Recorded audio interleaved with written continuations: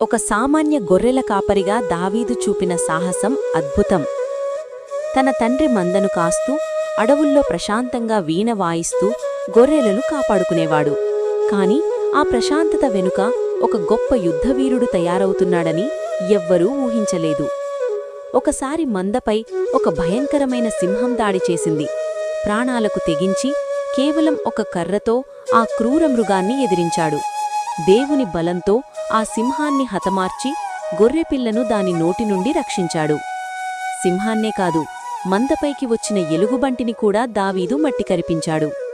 సింహము నుండి ఎలుగుబంటి నుండి నన్ను రక్షించిన దేవుడే నా శత్రువుల నుండి నన్ను కాపాడుతాడు అని ఆయన నమ్మాడు. అడవి మృగాలను జయించిన ఆ నమ్మకమే రేపు గొల్యాతు వంటి రాక్షసుడిని పడగొట్టేలా చేసింది. మీ సమస్య ఎంత పెద్దదైనా దేవునిపై నమ్మకముంచండి. విజయం మీదే.